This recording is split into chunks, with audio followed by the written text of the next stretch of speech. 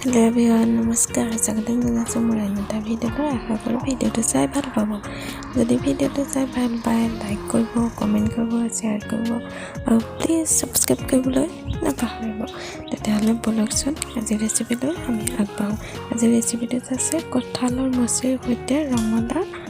দিয়া আৰু গুটি আলুৰ চব্জি তেতিয়াহ'লে বলক আমি আজি এই ৰেচিপিটো কেনেকৈনো বনালোঁ আপোনালোককো দেখাওঁ আমিও খাওঁ বলক তেতিয়াহ'লে ভিডিঅ'টো চাবলৈ আগবাঢ়োঁ আৰু এয়া দেখিছেনে গোটেইখিনি মই ৰঙালাও কাটি লৈছোঁ আৰু কঁঠালৰ মুচিখিনি যে মই বাকলি নগুচাকৈ তেনেকৈ বইল কৰি ল'ম তাৰপিছতে বাকলি গুচাম কাৰণ বাকলি গুচাবলৈ কঁঠালৰ মুচি সিজোৱাৰ পিছত বহুত সহজ হয় কিন্তু তাৰ আগত আঠা লাগিব আৰু কাটিবলৈ যে বহুত বেয়া হয় সেইবাবে বাকলি নগুচাকৈ মই প্ৰথমতে কুকাৰত 2টা হুইচেল মাৰি ল'ম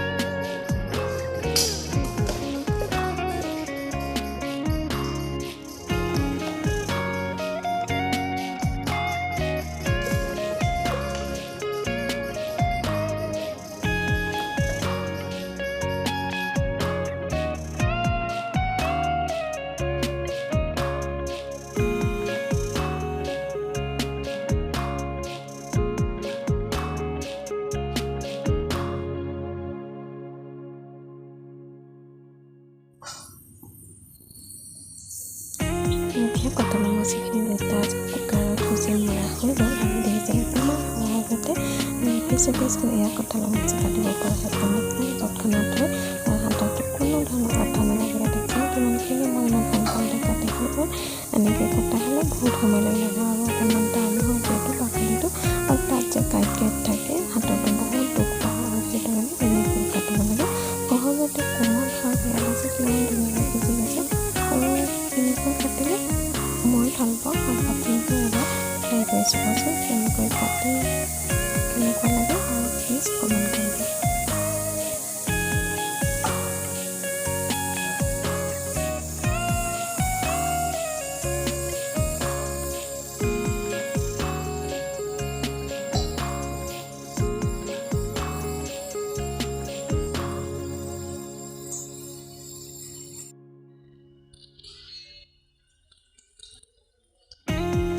এইফালে মই এখন কেৰাহী পাতি ল'লোঁ তাতে দিছোঁ মিঠাতেল আৰু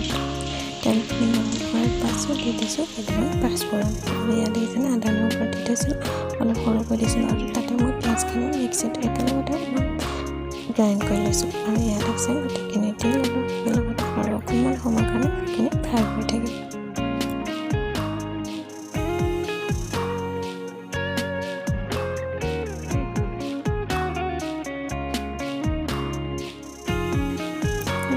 এইখিনি মছলাখিনি ফ্ৰাই কৰি হোৱাৰ পিছত মই দি দিছোঁ ডাঙৰকৈ কাটি থোৱা বিলাহী আৰু তাতে দিছোঁ হালধি নিমখ জিৰা যি মছলা লাগে আপোনালোক সকলোবোৰ দি দিব এইখিনি মছলা দি দিছোঁ তাতে দি দিছোঁ পৰিমাণ দি নিমখ আৰু এই গোটেইখিনি দি তেনেকৈ অকণমান সময় ফ্ৰাই কৰি ল'ম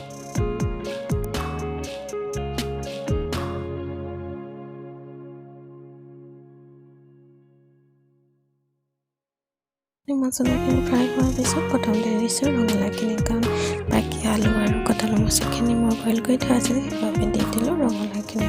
অলপ সময় ফ্ৰাই কৰি ল'ম ৰঙালাওখিনি ফ্ৰাই কৰি হোৱাৰ পিছত দি দিলোঁ কঁঠালৰ মুচি আৰু আলুখিনি সেইখিনি অকণমান ফ্ৰাই কৰি ল'ম ধুনীয়াকৈ